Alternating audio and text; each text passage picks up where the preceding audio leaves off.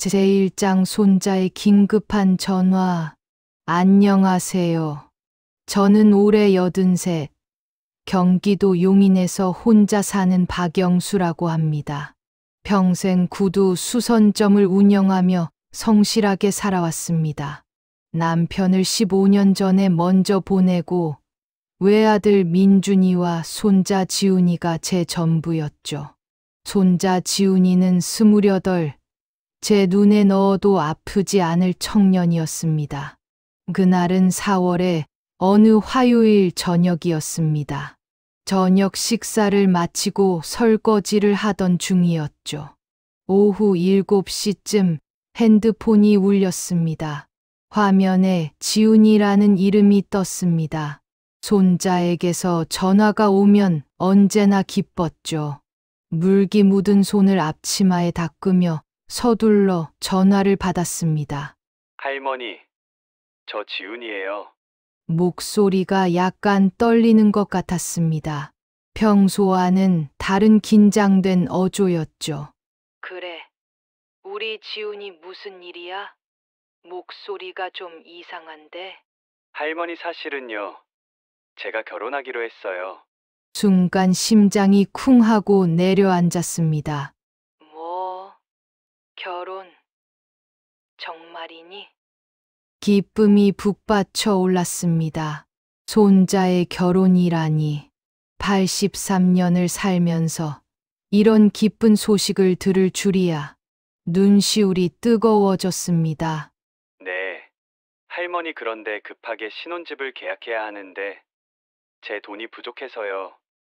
은행 대출도 한도가 안 돼서요. 할머니, 3억만 잠깐 빌려주실 수 있으세요? 6개월 후에 꼭 갚을게요. 이자도 드릴게요. 순간 머릿속이 복잡해졌습니다. 3억. 제가 평생 모은 돈의 전부였습니다. 구두 수선점 50년 운영하며 한 푼, 두 푼 모은 돈이었죠. 손님들의 낡은 구두를 정성껏 수선하며 몇백 원, 몇천 원씩 모은 소중한 돈이었습니다. 지훈아, 그런데 그렇게 급하게 해야 하니? 부모님은 아시고? 할머니, 상대방 집에서 집을 먼저 마련하라고 해서요. 이번 주 금요일까지 돈을 넣어야 해요. 계약금 날리면 안 되거든요. 아빠한테는 아직 말 못했어요. 할머니가 먼저 도와주시면 안 될까요? 손자의 목소리에는 간절함이 묻어났습니다. 울먹이는 것 같기도 했죠. 알았어. 지훈아, 할머니가 도와줄게. 그런데 얼굴 좀 보고 싶구나. 영상 통화할 수 있니? 할머니가 손자 얼굴 좀 봐야지. 아, 지금요? 네, 잠깐만요. 바로 걸게요. 잠시 후 영상 통화가 연결됐습니다. 화면에 손자 지훈이의 얼굴이 나타났습니다. 환하게 웃는 모습, 익숙한 눈매, 역시 제 손자였죠. 가슴이 뭉클했습니다. 할머니, 보고 싶었어요. 그리고 정말 감사해요. 할머니 아니면 누구한테 부탁하겠어요? 우리 지훈이 잘생겼네. 그런데 어디야? 뒤가 좀 어둡네. 아, 사무실이에요. 야근 중이거든요. 할머니, 정말 죄송하지만 금요일까지 급해서요. 계좌번호 문자로 보내드릴게요. 정말 꼭 갚을게요. 영상 통화는 2분 정도였습니다. 손자는 바쁘다며 먼저 끊었고 곧 계좌번호와 함께 할머니 사랑해요. 꼭 갚을게요. 제 평생 은인이에요. 라는 문자가 왔습니다. 저는 그날 밤 잠을 설쳤습니다. 3억이라는 큰 돈이었지만 손자의 행복을 위해서라면 기꺼이 내줄 수 있었습니다. 하지만 왠지 모를 불안감이 가슴 한편에 자리 잡았죠. 밤새 뒤척이며 천장만 바라봤습니다. 다음 날 아침 일찍 은행에 갔습니다. 창구 직원에게 3억을 이체하겠다고 하자 직원이 놀란 표정을 지었습니다. 할머니, 이렇게 큰 금액인데 혹시 보이스피싱은 아니신지요? 아니에요. 우리 손자한테 보내는 거예요. 결혼 자금이에요. 그래도 한 번 더 확인해 보시는 게 좋을 것 같은데요. 요즘 딥페이크 영상통화 사기도 많거든요. 얼굴을 똑같이 만들어서 속이는 거예요. 딥페이크. 그게 뭔지 잘 몰랐지만 저는 단호하게 고개를 저었습니다. 아니에요. 제가 어제 영상통화로 얼굴도 봤어요. 분명 우리 지훈이 맞아요. 직원은 더 이상 말리지 않았고 이체가 완료됐습니다.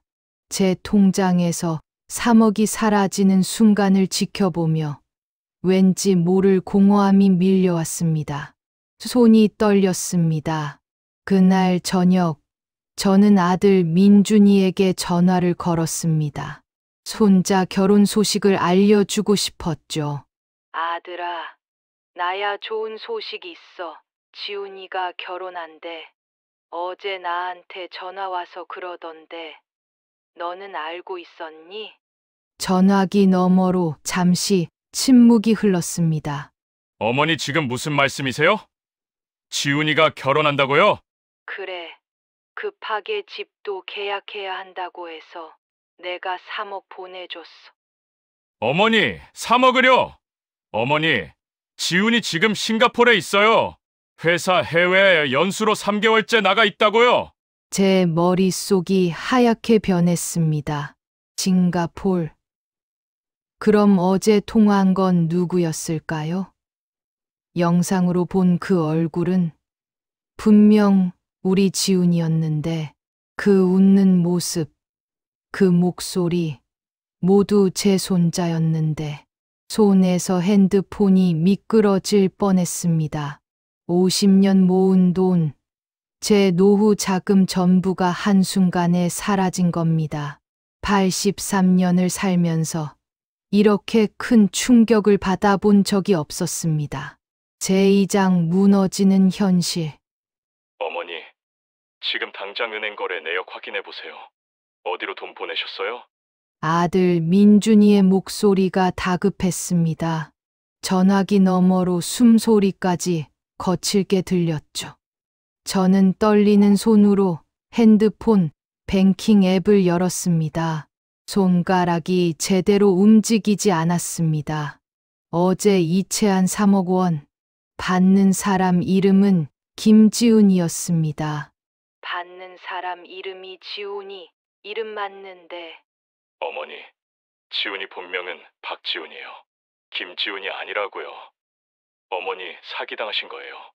그 순간 세상이 멈춘 것 같았습니다. 전화기가 손에서 미끄러질 뻔했죠. 온몸에서 힘이 빠져나갔습니다. 다리에 힘이 풀려 벽에 기댔습니다. 그럼 어제 영상 통화한 건 누구였어? 분명 지훈이 얼굴이었는데 그 웃는 모습, 그 목소리 다 지훈이었는데. 어머니, 요즘 AI 기술로 얼굴이랑 목소리를 완벽하게 복제할 수 있어요. 딥페이크라고요. 지금 당장 경찰에 신고하세요. 제가 지금 바로 갈게요. 저는 그 자리에 주저앉고 말았습니다. 83년을 살면서 이렇게 큰 충격을 받아본 적이 없었습니다. 가슴이 찢어지는 것 같았죠. 30분 후 아들이 급히 용인까지 달려왔습니다. 얼굴이 새하얗게 질린 채였죠. 문을 열자마자 저를 끌어안았습니다. 어머니, 괜찮으세요? 제가 미리 알려드렸어야 했는데. 아들이 저를 부축해 경찰서로 데려갔습니다.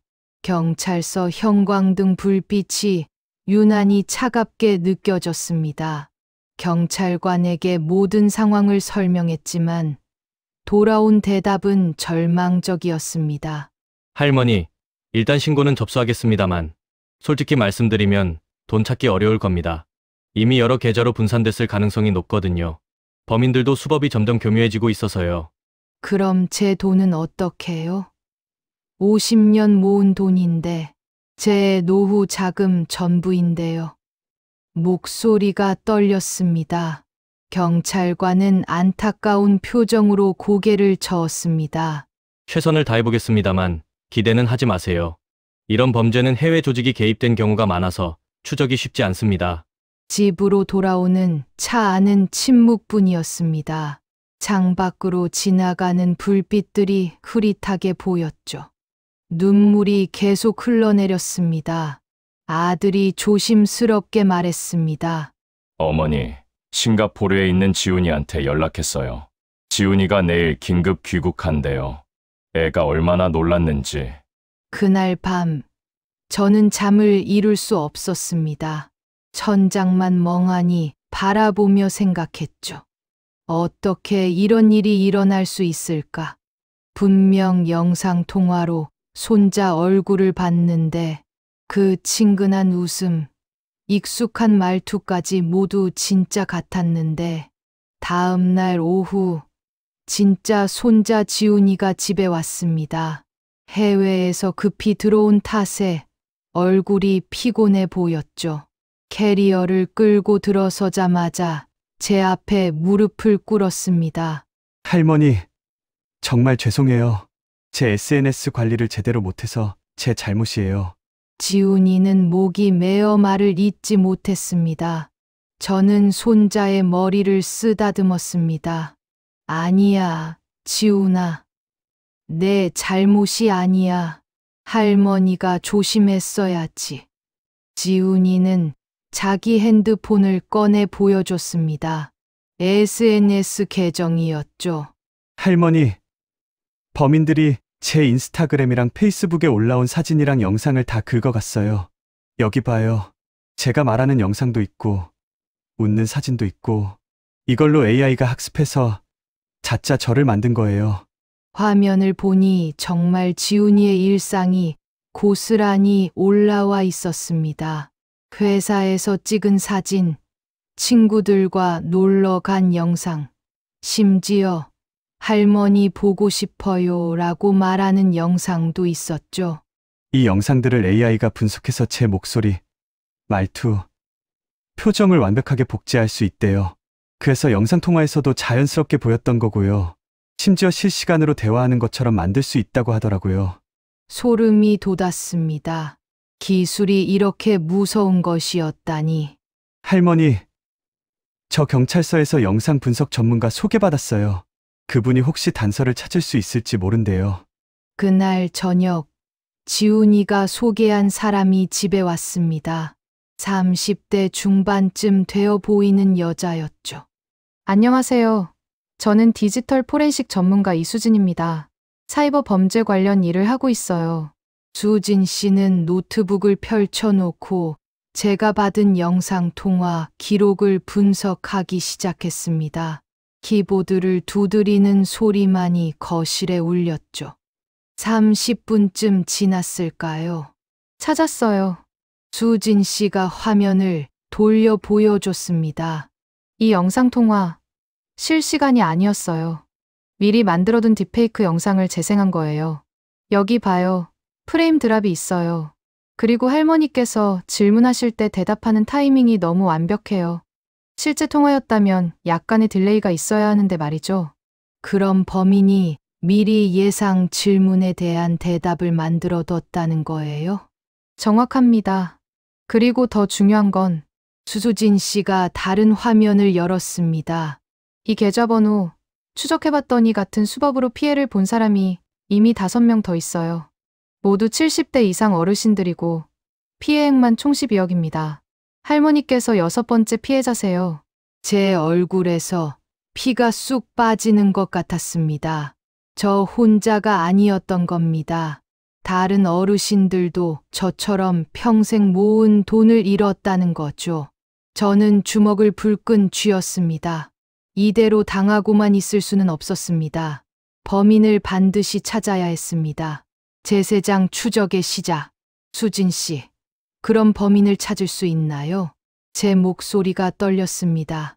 마지막 희망처럼 느껴졌죠. 수진 씨의 대답에 제 남은 삶이 달려있는 것만 같았습니다. 쉽지 않을 거예요. 이런 조직은 보통 해외에 서버를 두고 여러 단계로 돈을 세탁하거든요. 중국이나 동남아를 거쳐서 추적을 어렵게 만들죠. 절망이 밀려왔습니다. 역시 끝인가. 하지만 수진 씨가 잠시 멈췄습니다.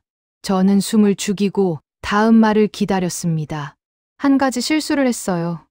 여기 봐요. 화면에 뭔가 복잡한 코드가 나타났습니다.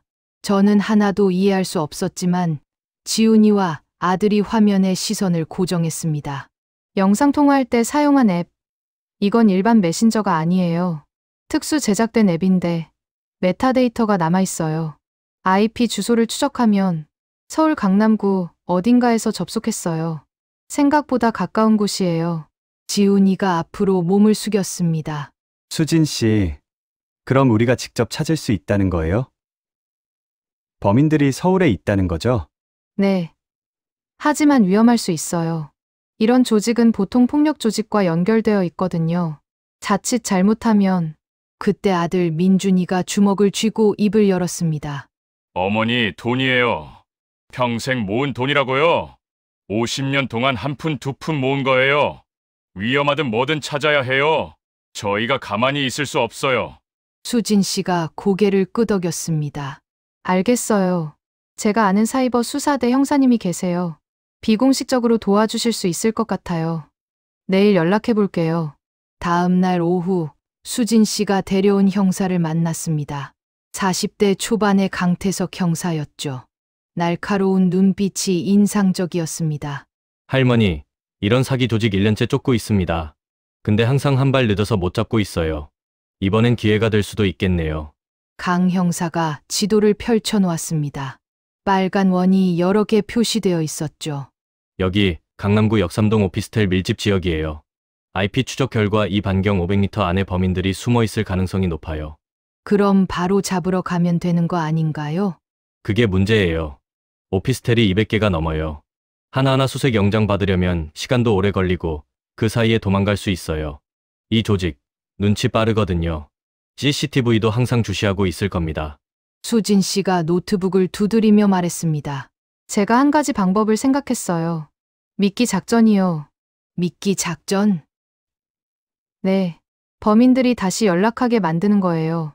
그러면 실시간으로 위치를 추적할 수 있어요. 전화가 걸려오는 순간 정확한 호수까지 특정할 수 있습니다. 저는 고개를 갸웃했습니다. 근데 이미 돈을 다 가져갔는데 왜 다시 연락을 하겠어요?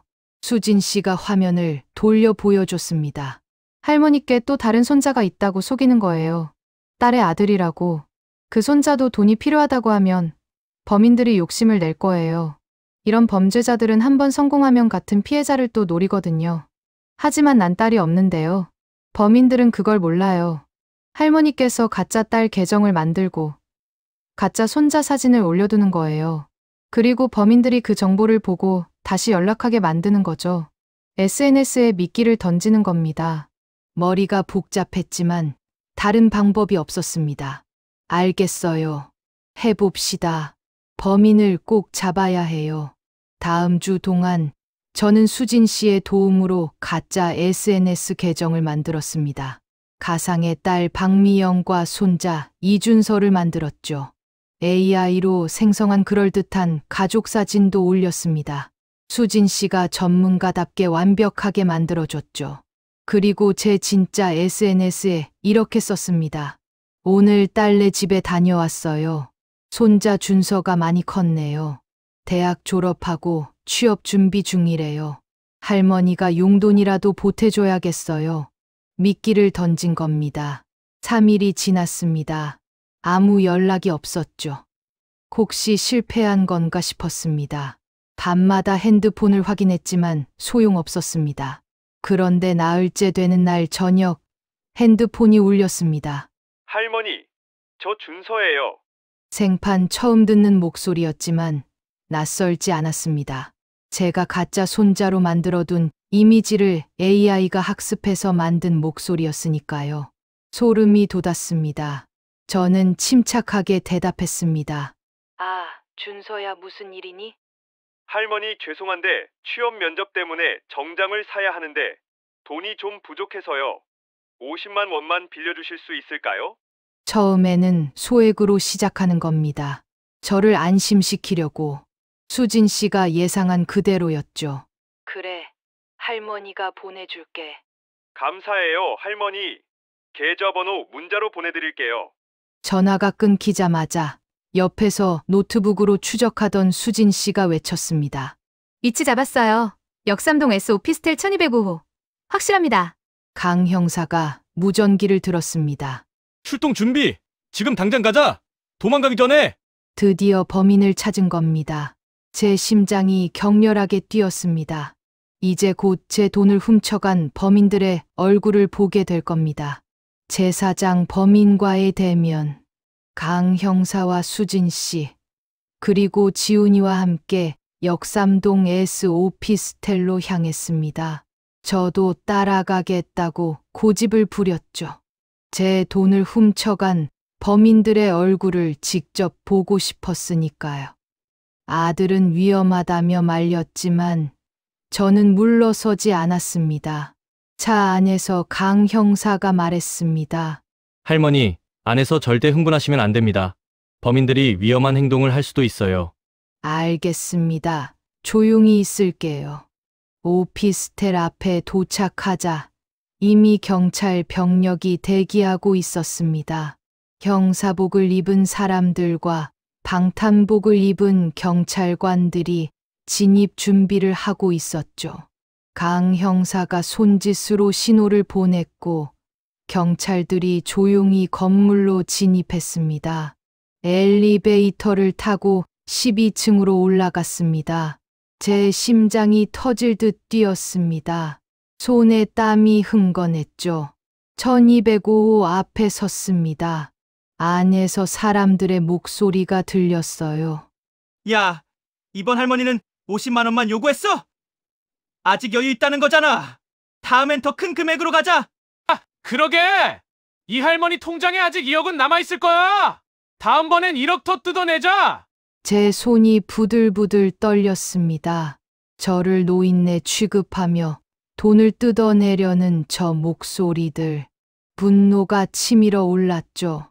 지훈이가 제 손을 꼭 잡았습니다. 강 형사가 1, 2, 3을 세며 문을 박차고 들어갔습니다. 경찰이다. 움직이지 마. 안에는 3명의 남자가 있었습니다. 20대 후반에서 30대 초반쯤 되어 보였죠.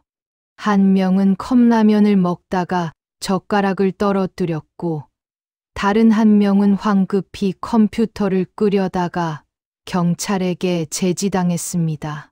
컴퓨터 모니터 여러 대가 켜져 있었고 화면에는 여러 어르신들의 사진과 정보가 가득했습니다. 제 사진도 있었어요.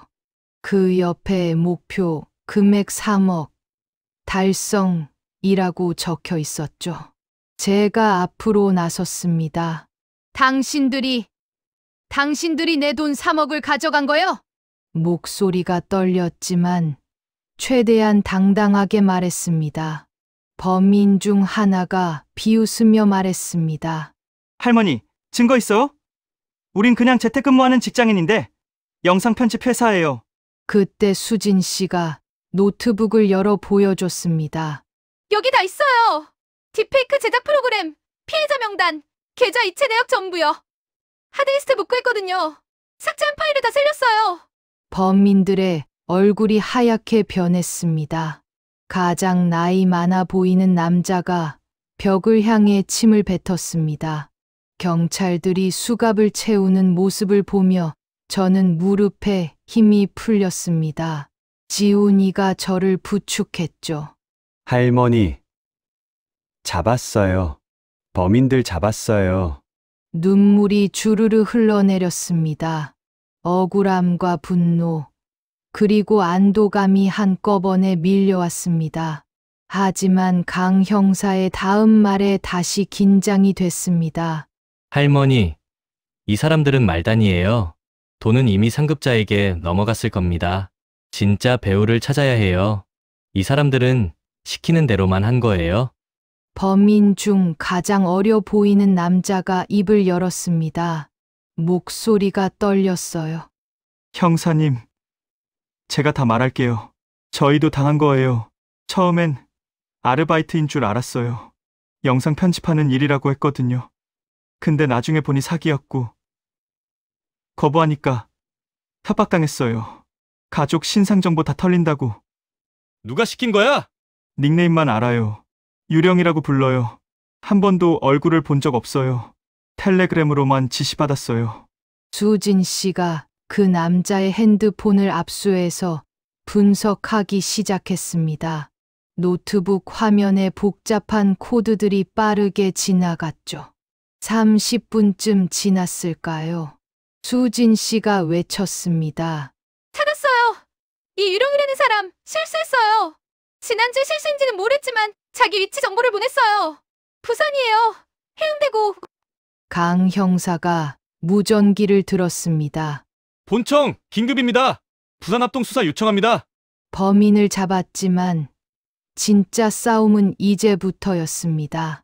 제 돈을 되찾으려면 배우를 잡아야 했으니까요. 제 오장 되찾은 희망. 다음 날 새벽, 강 형사는 부산 경찰과 합동 작전을 펼쳤습니다. 부산 해운대구의 한 고급 오피스텔에서 40대 남자가 체포됐죠. 바로 조직의 총책 유령이었습니다. TV 뉴스에서 그 장면을 보는 순간 저는 소파에 주저앉았습니다. 그로부터 일주일 후 강 형사에게서 전화가 왔습니다. 할머니, 좋은 소식이에요. 압수한 장부에서 돈의 흐름을 추적했어요. 가상화폐로 세탁하려다가 일부가 동결됐대요. 할머니 돈 중 2억 1천만 원 찾았습니다. 순간 눈물이 쏟아졌습니다. 전부는 아니지만 그래도 대부분을 되찾은 겁니다.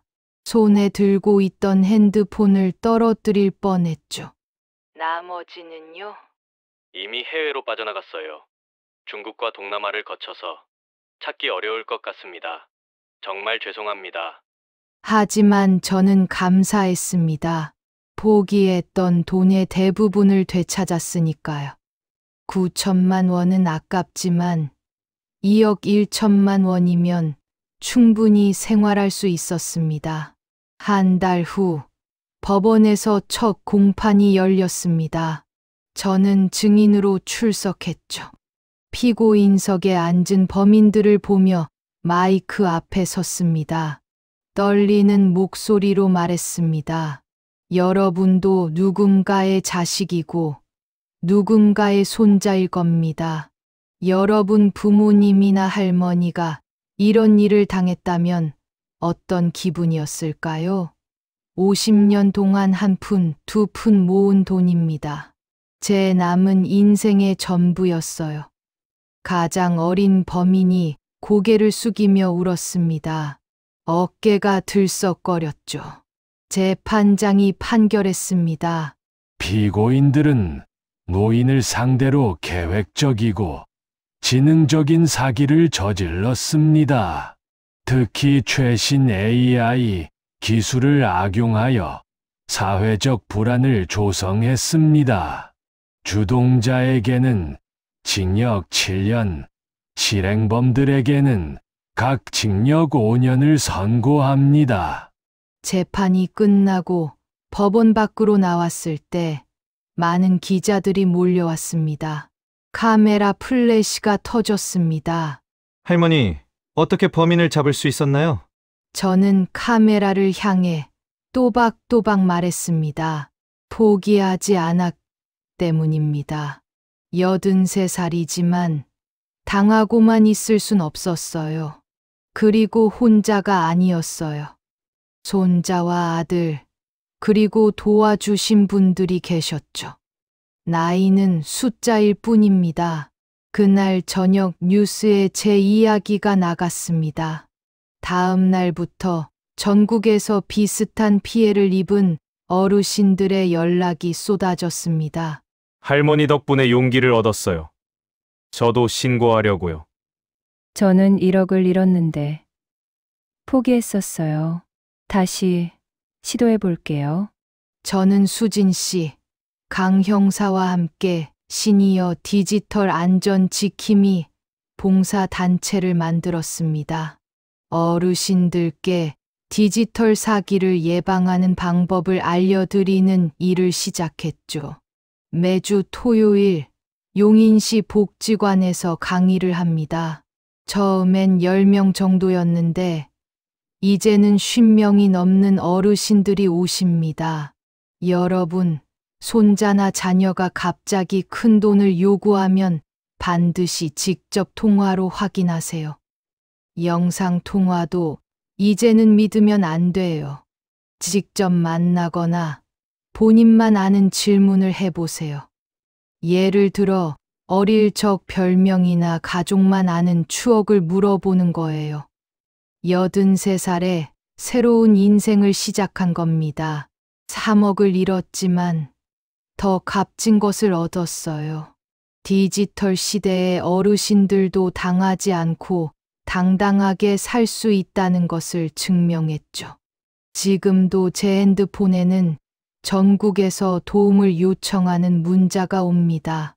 저는 하나하나 답장합니다. 포기하지 마세요. 우리도 할 수 있어요. 어느 날 지훈이가 말했습니다. 할머니, 이제 SNS 팔로워가 10만 명이 넘었어요. 할머니가 유명인사가 되셨어요. 저는 웃으며 대답했습니다. 유명해지려고 한 게 아니야. 그냥 다른 어르신들이 나처럼 당하지 않았으면 하는 마음뿐이야. 인생은 나이로 끝나는 게 아니었습니다. 83살에도 새로운 시작이 있다는 걸 저는 이 사건을 통해 배웠습니다. 그리고 아무리 어려운 일이 생겨도 포기하지 않고 끝까지 싸우면 길이 보인다는 것도요. 이 영상을 보신 분들께 당부드립니다. 여러분의 부모님, 조부모님께 이 이야기를 꼭 들려주세요. 그리고 가족들끼리 우리만의 암호를 정해두세요. 정말 급할 때 확인할 수 있는 질문 말이죠. 디지털 사기는 점점 교묘해지고 있습니다. 하지만 우리가 함께 조심하고 서로 도우면 이길 수 있습니다. 이 영상이 도움이 되셨다면 구독과 좋아요 부탁드립니다. 그리고 댓글로 여러분의 생각을 들려주세요. 감사합니다.